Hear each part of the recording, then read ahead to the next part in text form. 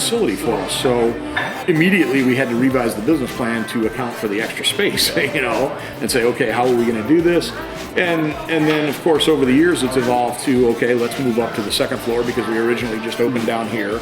Then in 2000, we started remodeling the second floor and opened that in 2002. And so, it's evolved. Now the banquets and the live music and all that were never part of the original business plan. We were, again, going to be a very small pub. I mean, if there would have been music, we were thinking, like a guy with a guitar in the corner. And, now it's full-blown bands with a front of the house, back of the house PA system and, 350 people up there. It was a very humbling experience. I mean, we were fortunately fairly young when we did this. I was 29, my wife was 27 when we opened the doors. And naivety, as much as anything, drove us because we just didn't know completely what we were getting into. But yeah, the stress was there because we weren't completely on our game when you first opened up. It's a chaotic time with the restaurant anyway, and we probably didn't have as much experience as we should have getting into it. And our learning curve was steep in the beginning. It was, when you're at the bank waiting to do a transaction and the guy behind you says, "Hey, I was at your restaurant the other day, and it was the worst experience I've ever had in my life." That's a humbling experience, and you got to learn to deal with that, and you got to learn how to get better. I think because we've been willing to learn and adapt to our clientele and be concerned about where we were going with the business and say, okay, what can we do to make it better? What are we going to do to change this, or to make food service come out quicker, or to make quality here or that, whatever it takes to get better. I learned how to brew better. I know that. When we came here, I had brewing experience. I had worked at the Broadway Brew Pub, both in the restaurant and in the brewery. I spent about a year and a half in the brewery down there. So that's where I learned how to run a commercial brewery. But I really fine-tuned myself. Once we got up here and opened, I was actually able to get a scholarship to the Siebel Institute, which is the oldest brewing school in the country. It's based up in Chicago. And I got to spend a couple weeks up there in their short, intensive brewing studies course.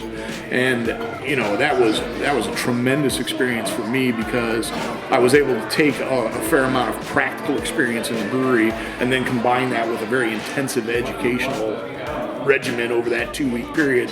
And I mean, I'm so glad that I had brewing experience before I went there, because I knew guys in the class that didn't have the hands-on experience that I did, and they didn't get nearly as much out of it as I did. I could just tell walking away from that in my conversations with them, because I had that background in brewing operations. Had I been there, this was, it was the icing on the cake. It was really a great experience for me. And so I've continued to do things like that to educate myself and take classes and things like that.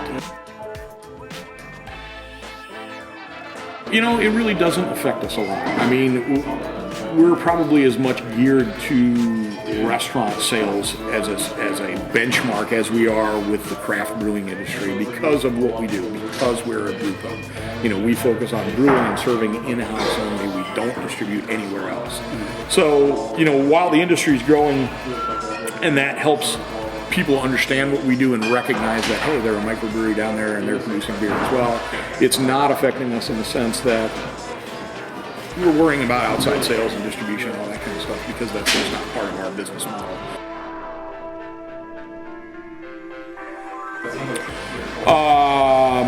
That's hard to say, and we're in a business, being the restaurant side of things, that only 1 in 5 roughly make it.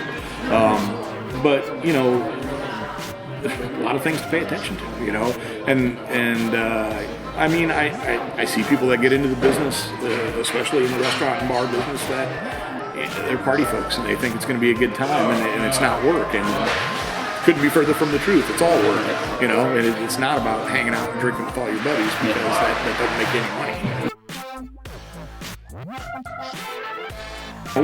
We try to trust the people that work for us and rely on some of their instincts and give them the length of rope that they need to operate and do their job properly.